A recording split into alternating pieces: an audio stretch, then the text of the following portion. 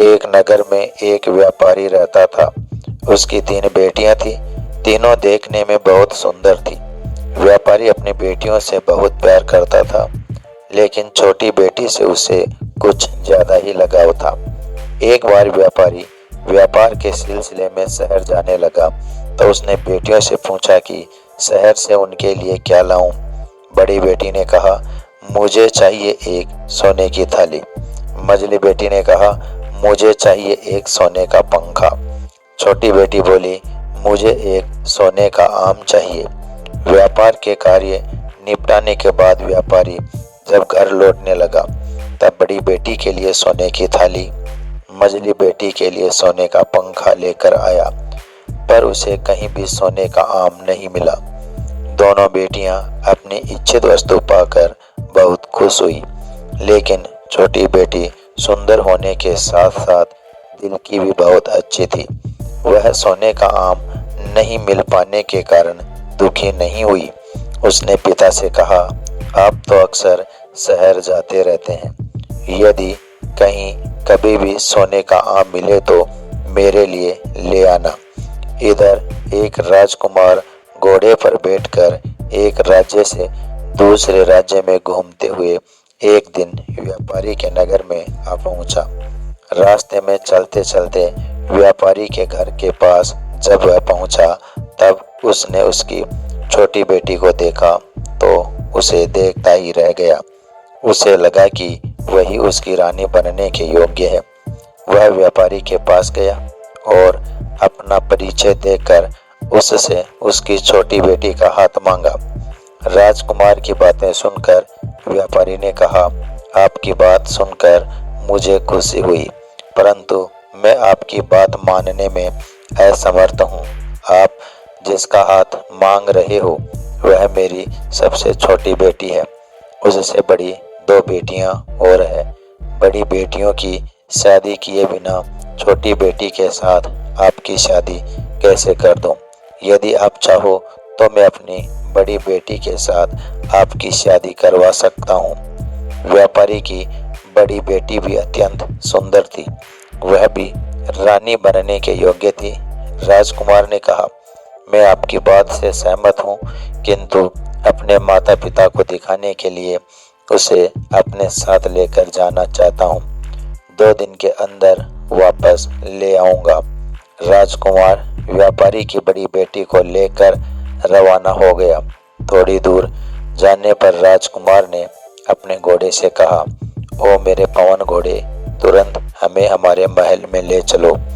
राजकुमार का आदेश पाते ही घोड़ा पवन की गति से उड़ने लगा और कुछ ही देर बाद घने जंगल के भीतर स्थित एक महल के दरवाजे के समीप जाकर रुक गया।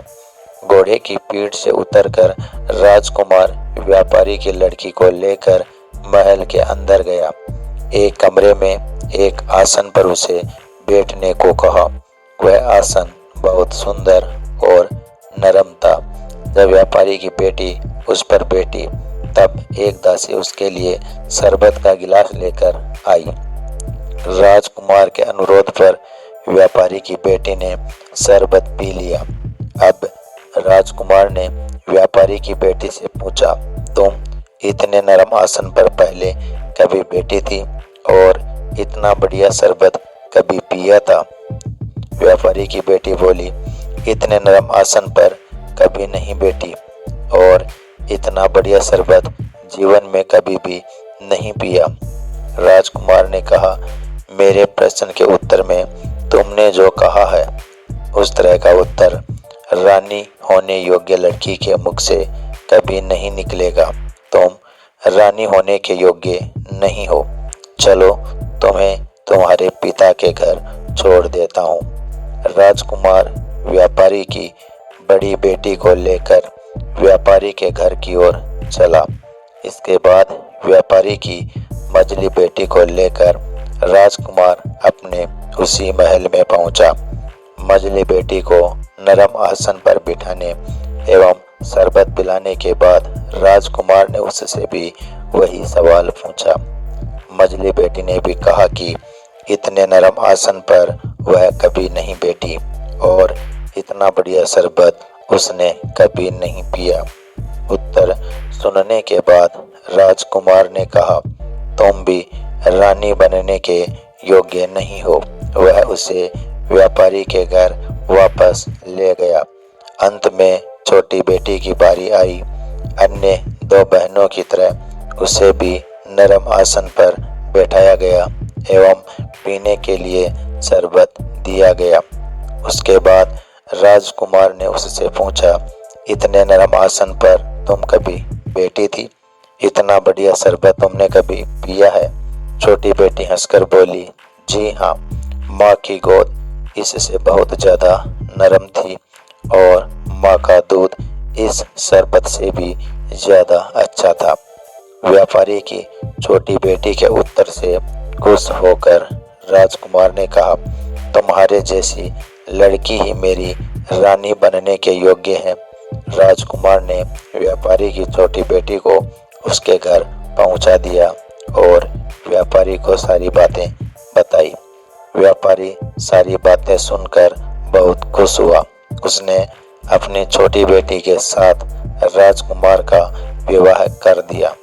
दोस्तों, वीडियो पसंद आया हो तो लाइक और शेयर जरूर कर देना।